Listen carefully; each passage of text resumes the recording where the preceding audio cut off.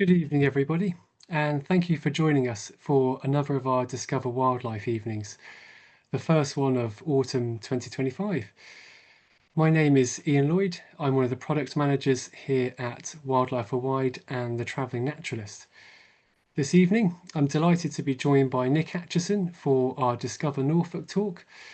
I'm sure many of you will know of Nick already, but for anyone who doesn't, he's an incredibly knowledgeable naturalist, author, and one of our most popular tour leaders. As usual during these talks, there'll be the opportunity to ask questions. Please use the Q&A or the chat function to do this. Our talk will be about 45 minutes this evening with some time at the end for questions.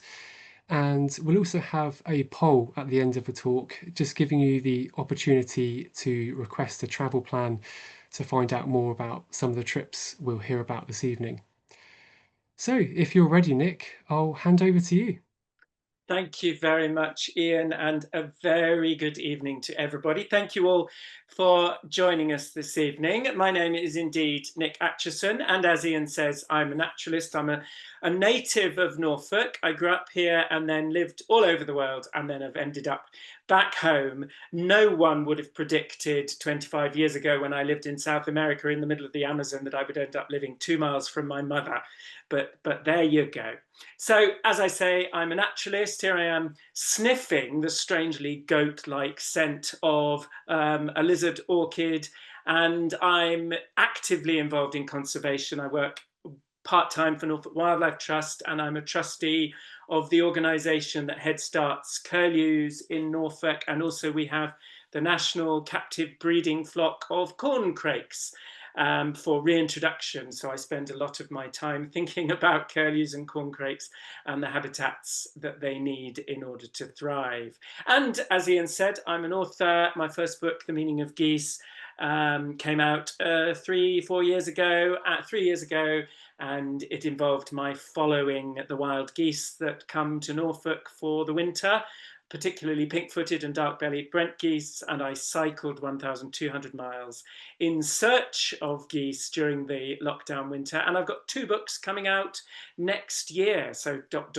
more on that very soon. So for that book, I cycled 1,200 miles on a 42-year-old bicycle belonging to my mother, following the flocks of geese, as I've described, the pink-footed and dark-bellied Brent geese. But you're here to hear about the things that we do in Norfolk. So just as an introduction, here is a map of Norfolk, and essentially all of the bit in the middle that's pink and blue has an underlying bedrock of chalk. In the west, you have an underlying bedrock that's much older of karstone, which is a type of sandstone. And over the top of that, you have sand. And then you've got the fens in the west, and in the east, of course, you've got the squelchy ground of the Broads.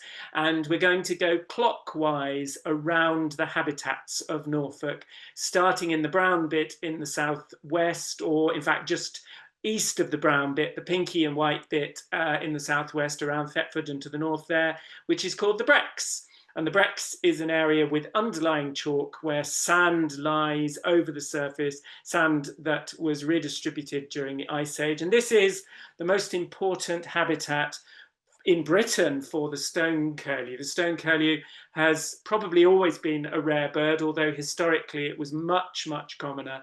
And in the early part of the 21st century, it was feared they might become extinct as a breeding bird, but we're now up to something like 350 pairs, and a very large chunk of them are in the Norfolk Brecks. So on our Norfolk in early summer tour, we will put special effort into visiting sites where the stone curlew breeds. We very often visit Norfolk Wildlife Trust's Weeting Heath Reserve, and in fact, with all of our Norfolk tours, we have a partnership with Norfolk Wildlife Trust. So everybody who comes on our Norfolk tours is signed up for a year as a member of Norfolk Wildlife Trust. So by coming to Norfolk, you support the wildlife of our precious county, and you help us at Norfolk Wildlife Trust to protect it. And the same sites that are good for breeding stone curlews are also very good for breeding lapwings, and also good for breeding common curlews. So at Weeting Heath, we're likely to see all 3 of those species on their breeding territories. in Norfolk in late summer, and also Norfolk in late winter. Two of our other Norfolk tours, you'll be able to see large flocks of lapwings. They very soon form big flocks after the breeding season. So really by August, they're already gathering in flocks. By the time we run our wash-based tour in late summer, all of the waders are in large flocks, and that's the spectacle that we go to see. But we'll come to that as we go eastwards from the Brecks, westwards, I'm sorry, from the Brecks in just a second. And the other real highlight that we look for on our Brecks tours is the magnificent goshawk. When I was a boy, the goshawk was a near mythical bird. You had to go to very, very specific sites. And happily, the goshawk is now doing very, very well. And I can take you to any number of different sites to look for displaying goshawks. We can see goshawk at any time of year with luck, but really the tour that we look for goshawk is Norfolk in late winter, because the period from Christmas to March is the best time for goshawks displaying. And we always choose during the week that we're in Norfolk for Norfolk in late winter, we always choose the brightest, crispest day to go look for goshawks, because they display on the bright, sunny days, and they really are magnificent birds. And it's highly likely when we're watching displaying goshawks that we'll see buzzards, perhaps sparrowhawks, although goshawks do tend to eat sparrowhawks, and we'll very, very likely also see red kites on the same day. I took this photograph in Norfolk in early summer, I'm sorry, which is the June tour. And this is the boundary between Norfolk and Suffolk. I'm actually standing on the Suffolk side at this point, and we were looking across to the Norfolk side, and we go to this site, which is the RSPB's fabulous Lake and Heath Fen Reserve every year for a host of species that I'll show you in a minute. But on this particular tour, we were lucky to see a Caspian tern on the scrape on the Norfolk side. And the next time I visited, I saw a glossy ibis on that scrape. So in addition to the resident breeding birds, we also see a number of rarities at this wonderful time of year. And among the rarities breeding at Lake and Heath Fen are bearded tits. Bearded tits almost became extinct as a breeding bird in Britain in the Victorian period. Happily, they're now far more common, and Norfolk in early summer is the best time of year to see them, though we do commonly see them also in Norfolk in late summer, and we might bump into them in Norfolk in late winter as well. But in the springtime, they're very active, nest building. They can breed several times through the season, or feeding chicks. And so in June, we're really at the height of their young birds fledging, and it's a super time of year to see them. The very same reed beds are excellent for this wonderful bird, the bittern. The bittern did become extinct as a breeding bird, and in the late 1980s, early 1990s, it nearly became extinct again. And that was the point when RSPB, the Wildlife Trusts, other conservation organizations started actively creating reed bed for bitterns. They don't just like reed bed, they like young reed bed that's cut frequently. They like it with a high water table, and they like it with lots of channels through the reed. So Lake and Heath was an experiment in, dare I say it, farming bitterns, and it's been hugely successful with up to a dozen bitterns booming at RSPB Lake and Heath every year. And our June tour, Norfolk in early summer, is timed perfectly for bitterns feeding their chicks. And that's the very best time of year to see them. There might be the odd bird still booming, which is the characteristic call of the male to advertise his territory, but there will be birds flying over the reeds, both at Lake and Heath Fen, and also later in the week we'll visit Norfolk Wildlife Trust Hickling Broad. We'll get to the Broads later on, and that's another spectacular site for seeing the bittern. Another of the breeding birds in the reed beds is this, the marsh harrier, yet another bird that became extinct, again like the bittern in the Victorian period, and happily their numbers have crept back up, and there are now something like 450 nests of marsh harrier in the UK every year, Something like a third of them are in Norfolk. Lakenheath is a superb place for seeing them, the Norfolk coast, and also the Norfolk Broads. They're all phenomenally good. That's a male bird. It's a youngish male bird. He hasn't quite got as silvery in the wings as he will do, so he's probably about 2 years old. And Lakenheath is also phenomenal for seeing cuckoos. It's one of the very best places left in East Anglia for seeing the cuckoo. Sadly, a bird that in England has declined immensely, although on Scottish tours you can still see numbers of cuckoos, but we typically see a number of cuckoos both singing and indeed flying past on our Norfolk in early summer tour. And it's fabulous for hobbies. Hobbies are quite late migrants. They can be migrating in late May, early June. So Norfolk in early summer is a brilliant time to see them in numbers. They migrate in flocks and they gather together when they've arrived. And very often in Norfolk in early summer, there are still hobbies in flocks. So this year, I think we saw about a dozen hobbies together at Lakenheath Fen, which really is a sight. My absolute favourite bird in the world, completely stunning creature. Now we've moved to the west and we've gone from the Breck's habitat into the Fen's habitat, Lakenheath Fen, and now we're moving west to the Wash. So the Wash is the notch that's missing from the eastern coast of England, and it's essentially on the meeting place of Lincolnshire and Norfolk, and 4 huge rivers flow out of East Anglia and the Midlands into the Wash. So it's the Ouse, which flows out through King's Lynn in Norfolk, the Nene that flows out through Norfolk, the Welland and the Witham, which are both Lincolnshire rivers. And it makes together one of the largest estuarine habitats in the country, equal with Morecambe Bay. It's the most important site for wetland birds, and the particular bird that we go to see in death-defying numbers is the red knot. This one's molting out of summer plumage already. They're called red because on the breeding grounds in the tundra, the knot turn this beautiful coppery colour. But when they come to Snettisham, they're already beginning to molt out. But Snettisham is a phenomenal place for seeing a whole host of wading birds. So here, a common curlew. These are bar-tailed godwits. The common curlew is a temperate breeding bird. The large numbers on the Wash are probably Scandinavian birds. Some of them will be Scottish birds. But these guys, the bar-tailed godwits, these, like the knot, are high Arctic breeders, and there can be tens of thousands of them passing through the Wash when we run our Norfolk in late summer tour in September, usually the middle of September. So here you can see oyster catchers. Those will be Norwegian breeding birds very largely, and knot. And here you can see a very large flock of knot. This will be in August probably, because quite a number of the birds are still in their coppery plumage. The knot here come from a number of different places. The bulk of them, we think, come from Greenland and Canada. And those are birds that will winter on the Wash. But in September, when we're running our Norfolk in late summer tour, we also have birds passing through from Siberia. And those birds will go to southern Africa. The highest number of birds I've ever seen on a single roost was 140,000 knot. On the tour that I led last month, we probably saw 50, 60,000. So this is a photo that I took on the last tour, in fact, of 3 of my clients, and you can see how close the birds come.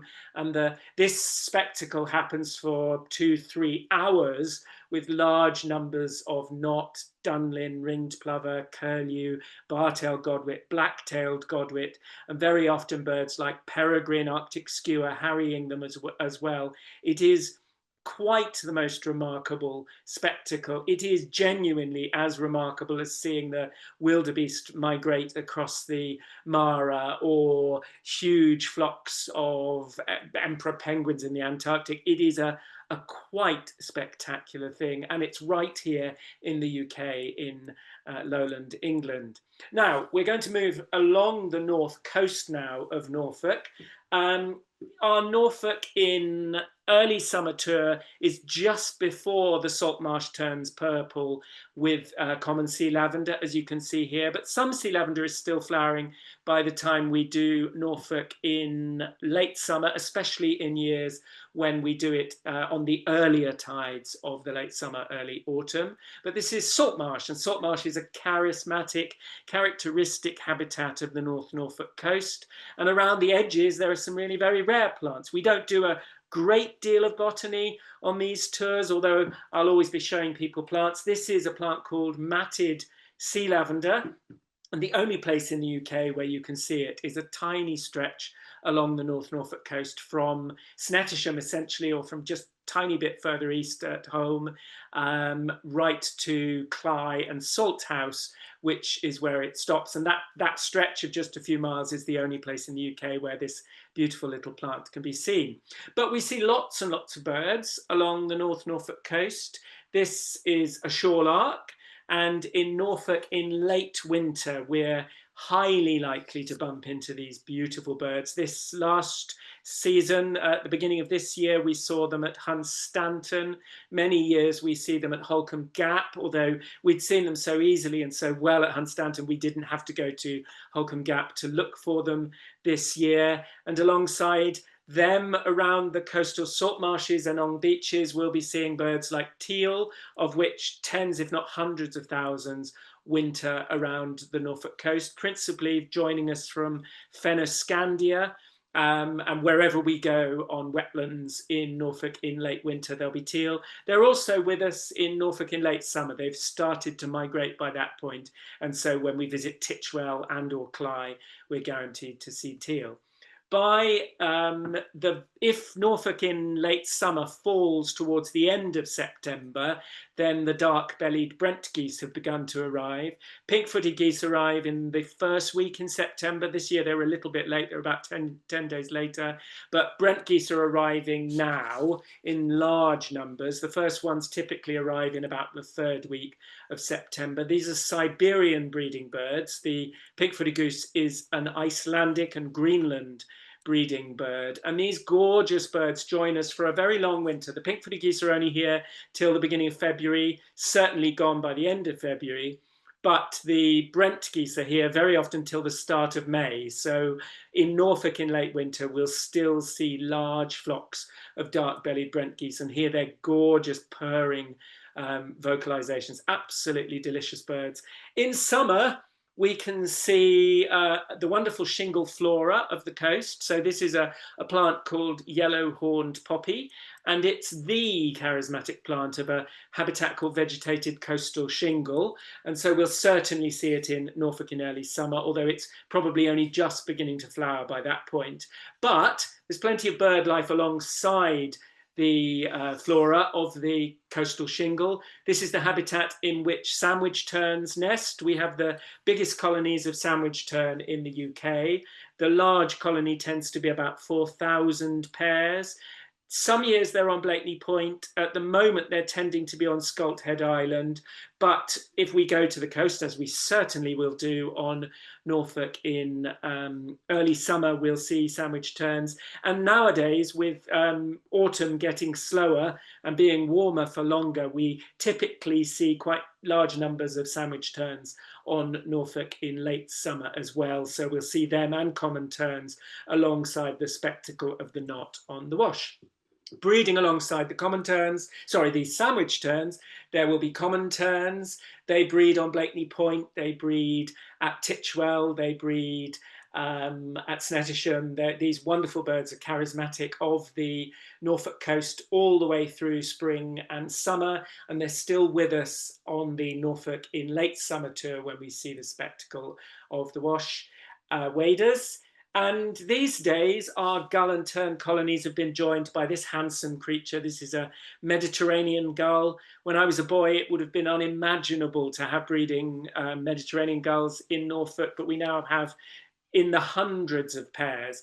And not only are they strikingly beautiful, but they also have a loud yelping call, which is utterly distinctive. And we see them pretty much on all of our tours, small numbers of them winter and fairly large numbers of them now breed in colonies of black-headed gulls. And in winter, We will look for snow buntings. We saw them twice this year on our Norfolk in late winter tour. We may even see them in Norfolk in late summer. They are coming, but if we have the late summer tour further into September, then snow buntings are definitely already arriving. There are flocks around now. And in late winter, when we're typically looking for them in February, there'll always be a few flocks around, sometimes around Snettisham, Heacham, sometimes on the beach at Holcombe, sometimes on the beach at Cley and Salthouse.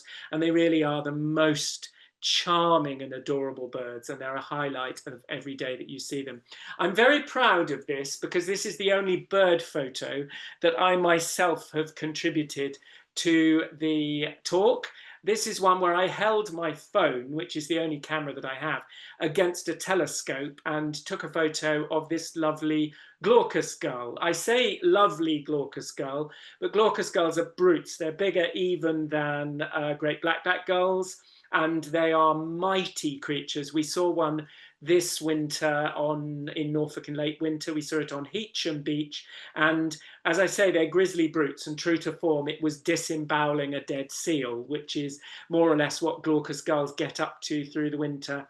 Every year, pretty much, there'll be a glaucous gull somewhere in Norfolk. Some years there's an Iceland gull as well, and we go to look for any rare birds that are wintering, rare ducks, rare geese, rare gulls. We'll pop over to look for them if we have the chance. And with a glaucous gull, you've got a great chance. They tend to pick a particular seal carcass and stick around it for a long time. That makes them rather plentiful and easy, or rather easy to observe. Not all seals are dead. In fact, late winter is a great time to see seals because the grey seal, this is a harbour seal or common seal, and these guys breed in summer, and we should see them off the shore during our summer tour. But the grey seal, larger with more of a Roman nose, they breed in the winter, and although they finished pupping by Christmas time, they're still very much around in winter. So if we spend any time on the beach, we're likely to see seals pretty much at any time of year. It's really a very, very famous place for seals. And we now have a colony of more than 4,000 females pupping on Blakeney Point and a couple of thousand females pupping on the beach at Horsey and Winterton. So we're very well stocked with seals. So we've moved right the way around the Norfolk coast, going from the northwest, where we started with the Wash Wader spectacle, across the salt marshes and the sand dunes and the shingle, and we've now ended up in the Broads, which is in eastern Norfolk.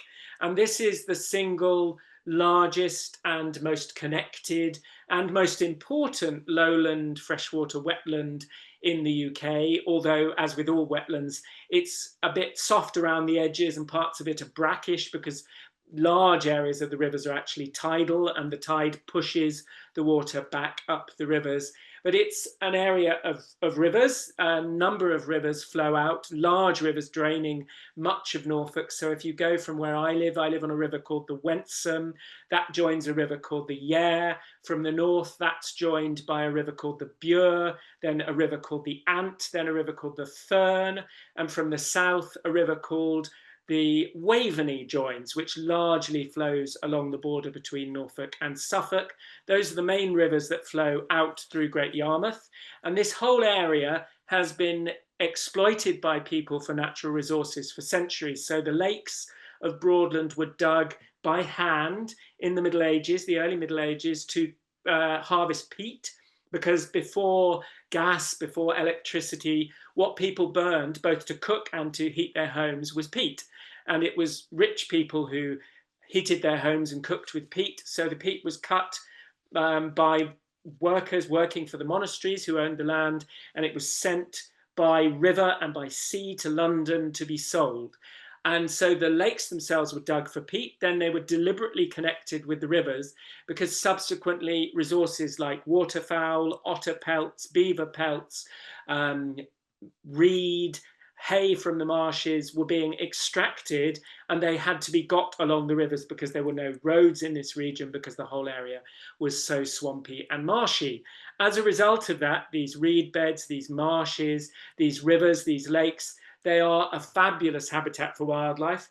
Possibly the most iconic of all species is the swallowtail butterfly.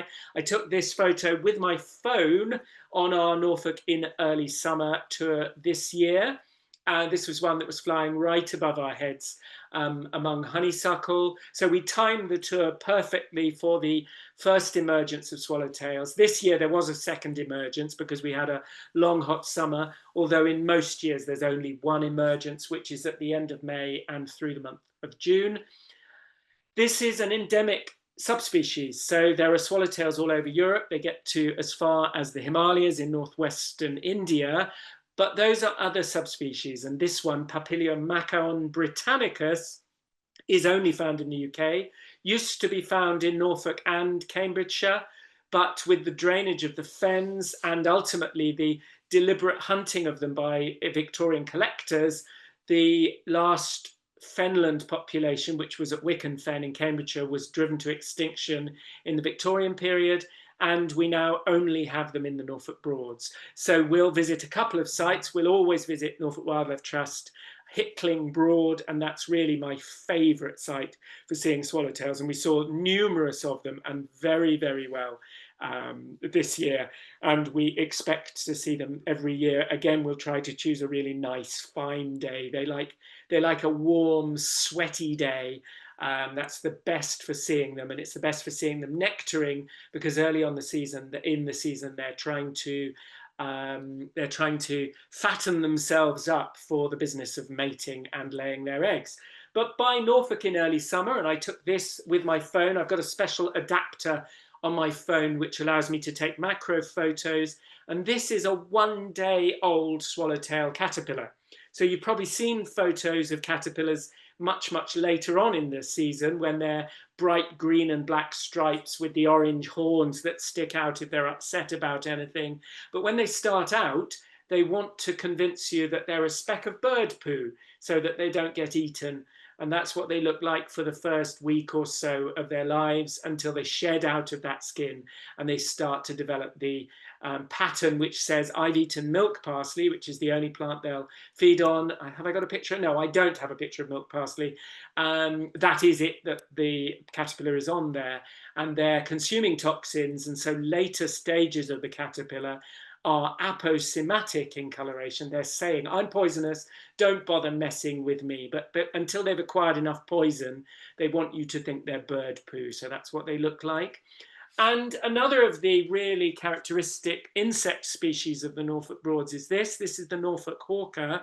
When I was a kid, the Norfolk hawker could only be found in the Norfolk Broads and just the very, very north of Suffolk.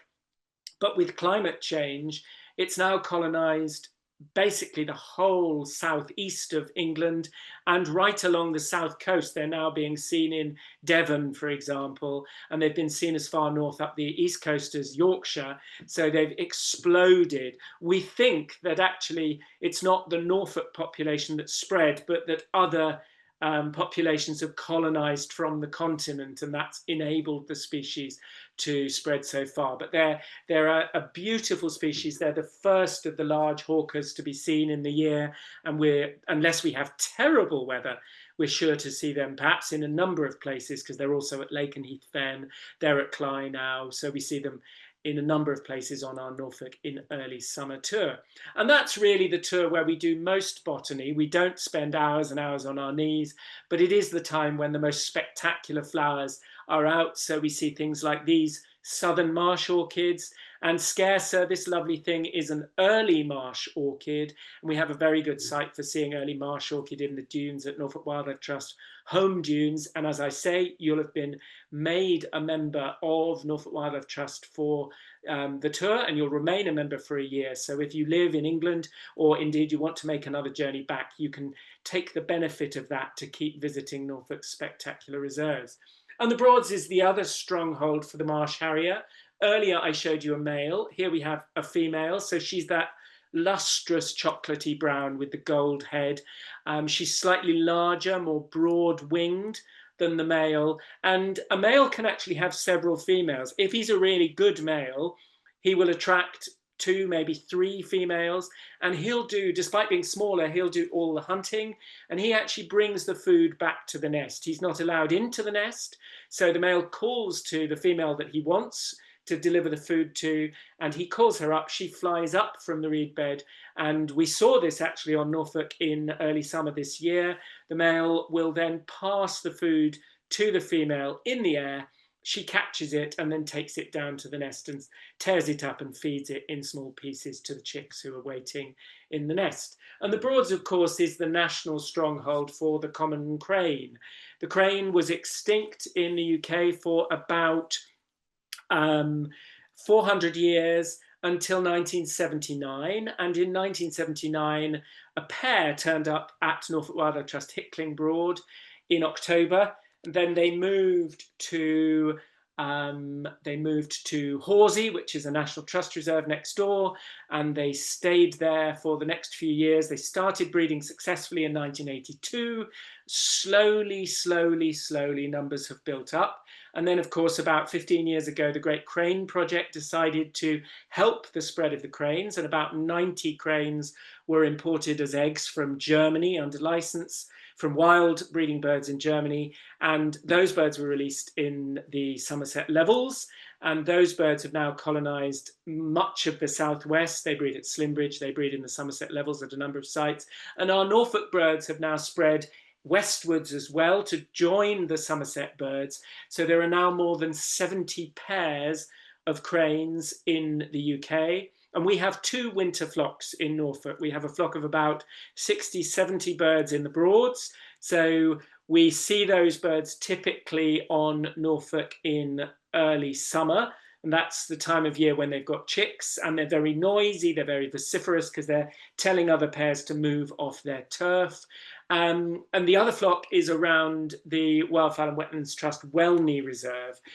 You'd have to come in the middle of the winter to see them. They don't really, they split up before we do our Norfolk in late winter tour.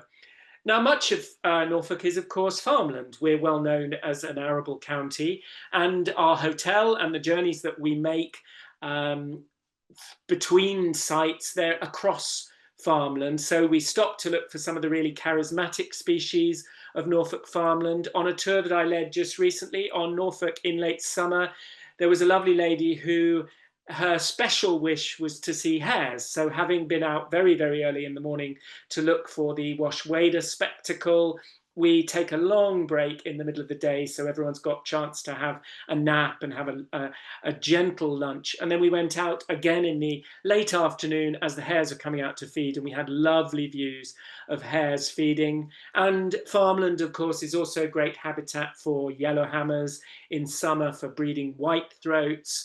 We still have small numbers of breeding corn buntings, and in late winter particularly, it's a great time of year for seeing barn owl. It's a very hungry time of year for them, so they're most likely to be active during the hours of daylight in our Norfolk in late winter tour. But the hotel itself, where we stay just outside King's Lynn, is very special because it's surrounded by heathland. And both in summer, Norfolk in early summer, and in winter, Norfolk in late winter, we make great advantage of the hotel being surrounded by heathland. We visit a Norfolk Wildlife Trust reserve called Roydon Common, and we visit a national nature reserve managed by Natural England called Dersingham Bog. And we visit for a number of really special heathland species, and they are literally 5 minutes drive from the hotel. So in summertime, and indeed throughout the year, both of those heaths are brilliant for seeing stonechats. They're really lovely, pretty birds. Here we have a male who's just molting into breeding plumage. And right through the year as well, we can see shorelark, I don't know what I'm talking about, woodlark. By late winter, by February, the woodlarks are already singing. They're still singing if we're up early in the morning in June. Woodlark will breed more than once in the summer. So woodlark's a bird we can see on the local heaths near the hotel pretty much any time of year. We go out in the evenings in summer after dinner, and obviously in June that's quite late, but we go out specifically to look for displaying woodcock. and we go out to look for displaying nightjars, and we have fantastic opportunities to watch nightjars. Really, Dersingham Bog is about the best place I know for seeing displaying nightjars. Absolutely wonderful, and it's likely that we'll see noctule bats on that excursion as well. And sometimes on those sites we hear displaying snipe, we hear displaying redshank, we hear displaying curlews. Absolutely wonderful. But in winter, the very same sites have roosts of raptors. These days, the marsh harriers don't all leave us in the winter. Some will migrate to southern Europe. Some will even go as far as North Africa. We know this from wing tagging experiments, which have been done by ringing friends of mine here in Norfolk. But they're joined in winter by merlins, by short-eared owls. There were short-eared owls arriving in Norfolk today, and they'll quickly join the roosts, and by hen harriers. So we go to Roydon Common for a couple of evenings at least, depending on how cold the group wants to get and how hard you want to work. But that's in wintertime, that's before dinner, so we can go home, have a warm shower, and then have a warm dinner together, having been out and got cold. But we typically see hen harrier, barn owl, sometimes short-eared owl, marsh harrier we always see. There's also a large roost there of red kites, and we sometimes see merlin as well, sometimes even peregrine. Now that brings me to the end of what I'm saying about Norfolk. Well, not quite the end of what I'm saying about Norfolk, because we're thinking also of launching a writing tour in Norfolk, because we think there's lots to write about, and obviously we have a great setup with a wonderful hotel that caters for us very well.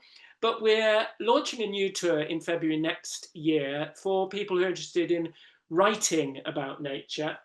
We have tours for nature photographers, we have tours for nature artists, we have tours for nature sculptors, but we strangely don't have tours for people who would like to go out and experience wildlife and then express what they've experienced in words. So my friend Michael Warren, Dr. Michael Warren, who's an academic and a teacher in Old English and Old English literature.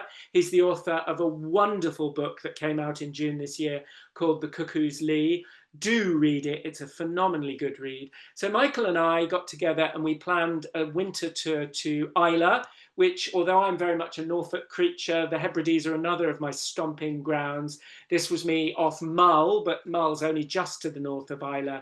A few years ago when I was leading a cruise that we do around Mull with common bottlenose dolphins under the bow.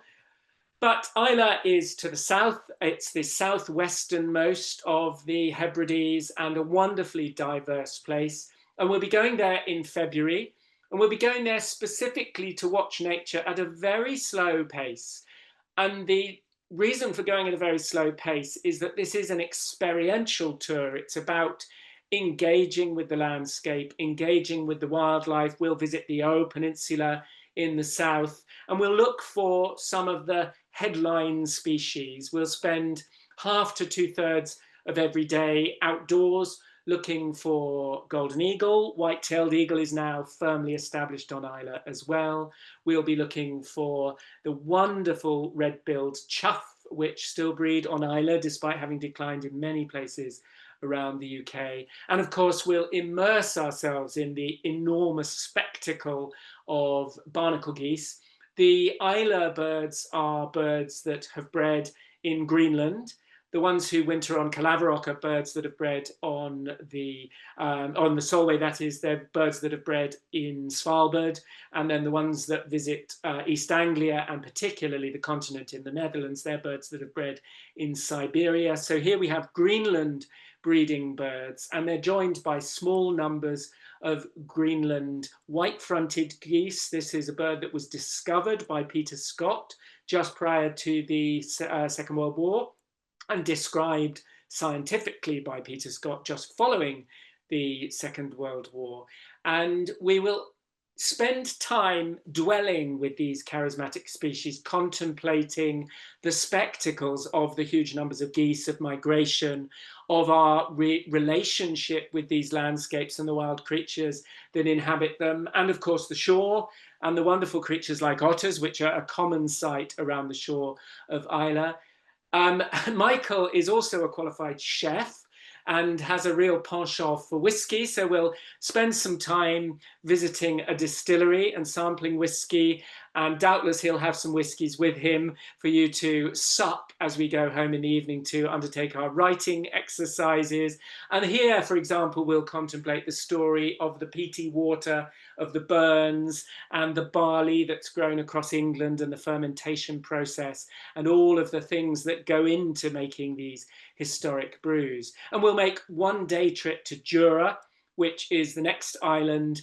And this, of course, is the famous site where Orwell wrote 1984, and it's also got much more of a Scottish Highland feel to it. So it's got moorland with animals like red deer, but we'll do the whole thing from the base of a very comfortable hotel on Islay. And every day we'll return to the hotel. We'll have given you an idea of what we think we're going to write about, but of course, writing is like wildlife. It's a fickle, wild thing, and it comes to you sometimes, and it doesn't show up on other times. But we'll try to work to exercises. Some days we might write poetry. Sometimes we might pick a theme like migration or like living off the land or whatever. And together we'll share, if people are minded to share, the writing that we've done. And we'll also delve into famous bits of writing that have either been inspired by the landscape of Islay and Jura or indeed written on sites such as Orwell's 1984. Now, this is the point at which I hand back to Ian with many thanks. The final thing, though, that I want to say, and I think Ian's going to say more on this, is that we're also thinking of launching a Norfolk writing tour. As you've seen earlier in the talk, there is so much to share in Norfolk. There's so much wildlife, there's so much landscape, there's so much culture, there's so much history, and we already have a brilliant base in the Knights Hill Hotel outside Lynn, where we have access to quiet places where we can write. So we think we're going to launch a Norfolk tour, and Ian will let you know how he would like you to respond. Ian, thank you very much, and over to you. Thank you, Nick. That was absolutely fantastic. Yeah, you brought all these trips to life, and yeah, showcasing all the things to see in such different seasons. So a massive thank you. That's brilliant. Just before we get started on some questions, I'm just going to launch our poll, which will give you the opportunity to request a travel plan for each of the trips Nick has spoken about this evening. And as he just mentioned, we are in the process of developing the nature writing trip to Norfolk. So if you would like to receive details of that once it's available, please sort of request that in this poll, and we'll send you the details as soon as they're ready. So just launch that now. Great stuff. So Nick, we've had some great questions come in as well. Someone's asked how much walking is involved on the Norfolk trips, particularly. That's a great question. Not a huge amount, really not a huge amount, and it's all pretty much on flat ground. There is, if we visit one of the sites on Norfolk in early summer, there's a bit of squelch. We visit a really wet marsh for some very, very rare things.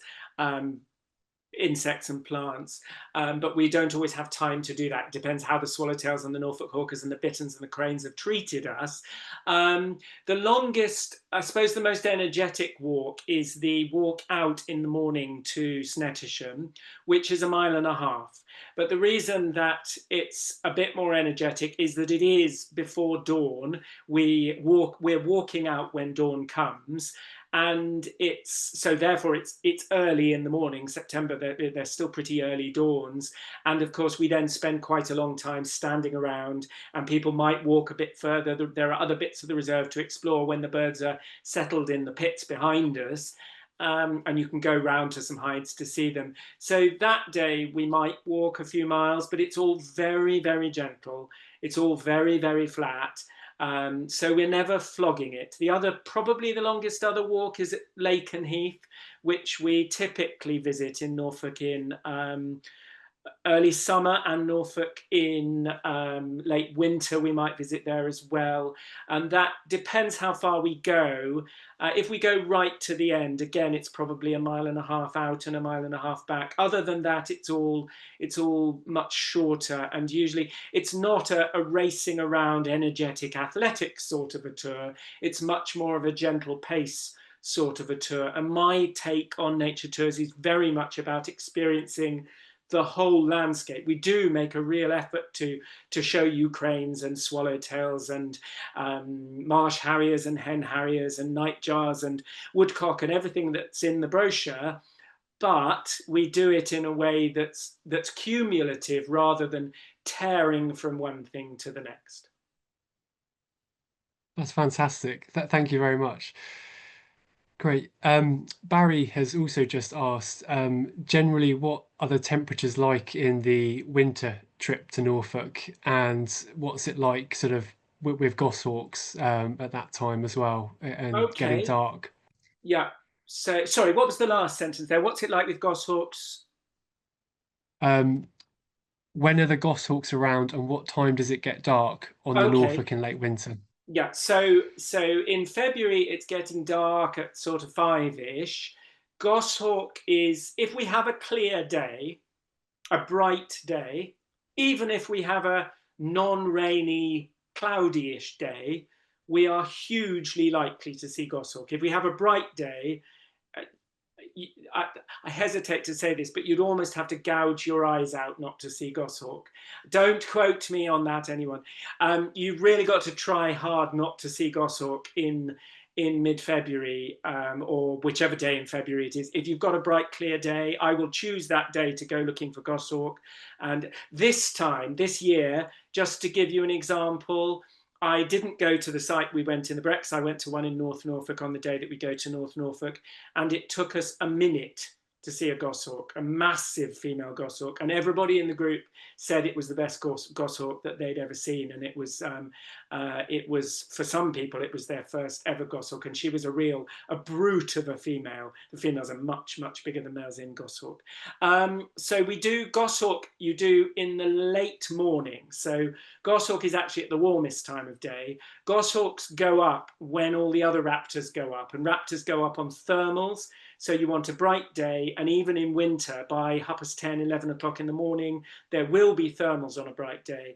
And that's when the buzzards go up and the kites go up. And when they go up, the goshawks go up. And it's really clockwork. You can, the amount of people I've shown their first goshawk because you know how to do it. Temperature is obviously very variable. Winters aren't really what they used to be. We are a very windy county. We have the wind comes from the east, and it's very cold. It's coming straight. If it comes from the north, it's coming straight off Svalbard. The last thing it hit before it hits you was a polar bear. And so it's mighty chilly. If it comes from the east, it's coming straight off the continent. So it is cold, but if you layer up properly, then you'll be absolutely fine. And if it's sheeting with rain, we'll take cover. We've got a number of places we visit where there are hides and visitor centres, so we're not going to be standing out in the pouring rain. And if it's just bright and windy, or even cloudy and windy, with a decent base layer on and some layers of fleece on, you'll be absolutely fine. Fantastic. That's really helpful. Thanks, Nick. Goshawk within the first minute is pretty phenomenal. Showing off, really. And the truth is, we all looked at each other and said, we're not going to see a goshawk better than that. And then we went and saw a glossy ibis, as you do. Epic. If you want to see glossy ibis, you Yeah, need to come now. We've got about 50 of them in Norfolk at the moment. They're incredible. everywhere. It's, yeah, it's been a good year for them. Great stuff. Thanks, Nick. Another question has just come in asking about how suitable these trips are for photographers. If you could give a bit of advice Yeah. on that. That's an interesting one. I would say that the best tour for photographers is the late summer tour, because we go twice. We always go twice, no matter how well we've seen the waders one day. And I had that again this year. It happens every year. People say, "Oh, well, we've seen it once. Do we need to go again?" And then the next the next day, the light is utterly different. And we had much, much better light on the second day. And the second day there was a peregrine, and when the peregrine's there, they churn the flocks of birds, so you get these ridiculous shapes. So I would say that's the best tour for photographers, because the birds will fly right over you. They'll fly. You're going to see tens of thousands of birds. Obviously, barring sheeting rain on both days that we go, you're going to see remarkable movements of the birds, murmurations of the birds. You're going to see extraordinary things. You can take photographs on any of the tours, and we have photographs on all of the tours.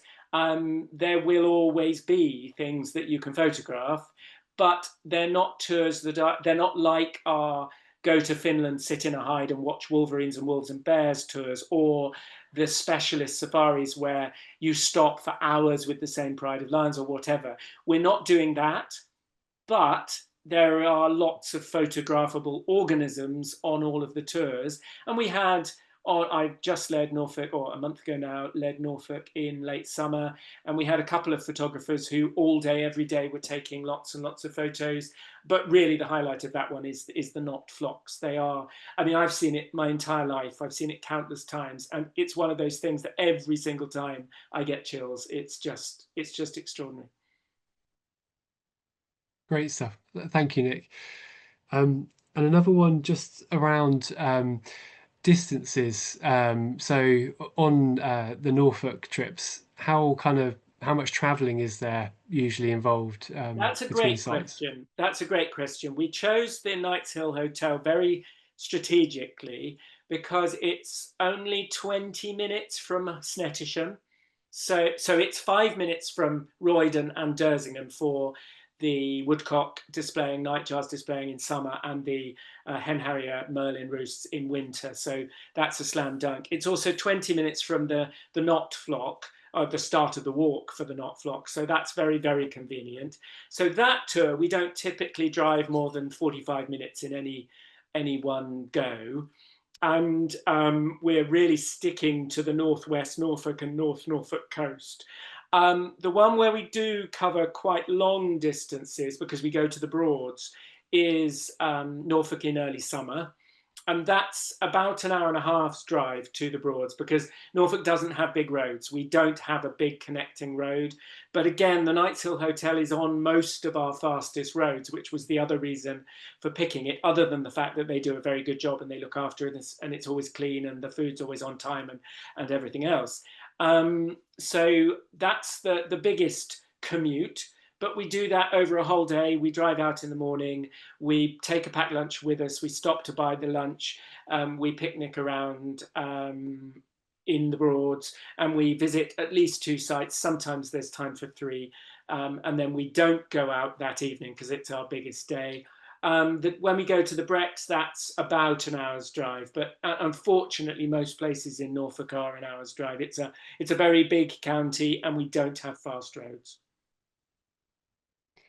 Great, that's really helpful. Thanks, Nick. Um, Another question just come in, great one from Ali, just asking about the Islay trip, and asking if it's suitable for non-writers that are keen to give it a try. Keen to give the writing a try. So yes, there is no standard. There is no expectation, and there'll be no obligation to share anything you write. We'd love it if people do, absolutely love it, but our aim is to get people doing exercises that make you, in the same way as you would on a photography tour, a leader's going to set you challenges. And so we'll simply say, today we're going to focus on the geese, and we'd like to like you to think about living with your neighbors and moving as a flock, or living in a flock, or whatever. And then you'll watch the geese. We'll spend quite a long time watching the geese. We might see a predator pass over and the geese panic. We might see another flock of geese come in and land beside them, and a bit of bickering going on. And then we'll think about those issues, that theme of living in a large group, and then we'll go away and spend some time writing, and then those who wish to share can share. Those who don't wish to share won't share. But there will. So if you're a previous non-writer, you are 100% welcome, as welcome as Charles Dickens. But there will be writing exercises with no obligation to share what you've written. Brilliant. Thank you. That's great. If you do have any other questions, please do write in and we'll get back to you as well. But yeah, I would just like to let everyone know we do have a promo code if you're interested in any of these trips. And our next talk as well would be on the 14th of October with Brett Jarman and Emma Healy, talking about bear photography around the world. And yeah, I would like to thank you, Nick, for an absolutely fascinating evening, very entertaining, very insightful. So yeah, thank you very much. And yeah, I'd like to thank you all for joining us this evening. We hope to see you again on our next talk, and yeah, enjoy the rest of your evening. Thank you and good night.